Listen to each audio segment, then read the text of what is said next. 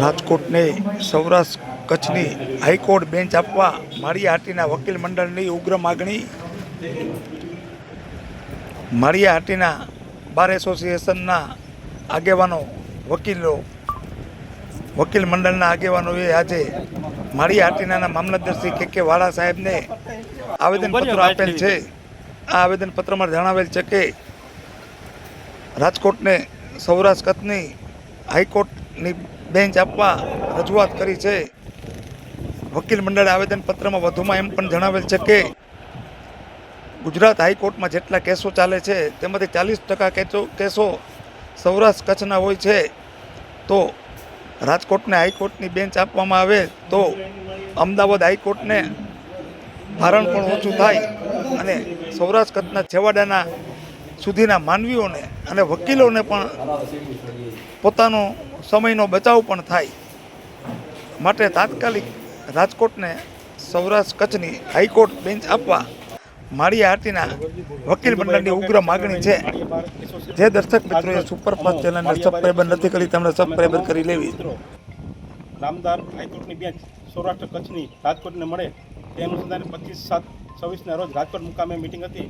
તેમાં 60 જેટલા જિલ્લાના પ્રમુખો તથા સેક્રેટરી ઉપસ્થિત હતા. તેમાં સર્વાનુમતે ઠરાવ કરવામાં આવેલ કે 29/7/26ના રોજ એક દિવસ પ્રતિક હડતાલ ઉપર કોર્ટમાં કોર્ટ કામગીરી અલિપ્ત રહ્યું અને જે તે સમયે કલેક્ટર મામલતદાર સાહેબને આવેદનપત્ર આપવું એ અનુસંધાને આજ રોજ અમે બધા માળિયા બાર વતી આજ રોજ મામલતદાર ઓફિસે આવેદનપત્ર મામલતદાર સાહેબને આપ્યું છે અને નામદાર હાઈકોર્ટની બેન્ચ સૌરાષ્ટ્ર કચ્છની બેન્ચ રાજકોટને મળે તે માટે મામલતદાર સાહેબને આવેદનપત્ર આપેલ છે.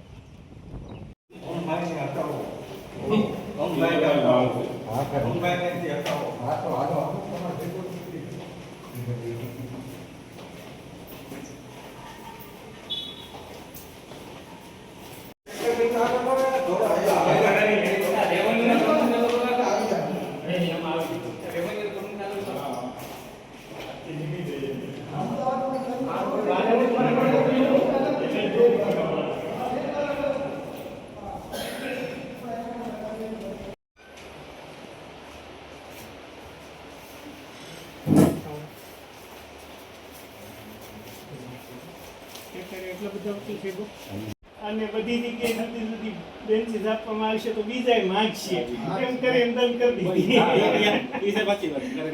અમે માગેલ સુરત કરે માગવાના છે, ભાવનગર માગે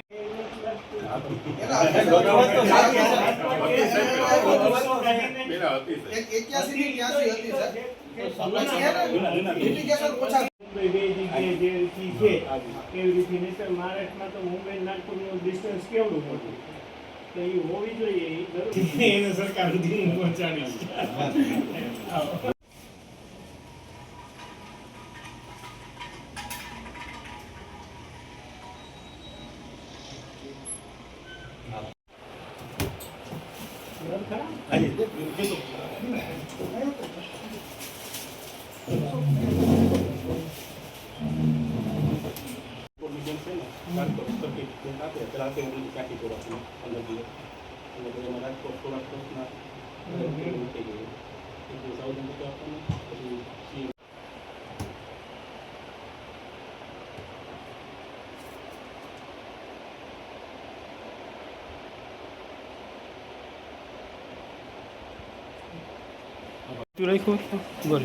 ઉભા રહ્યો બાઇટ લેવી કરી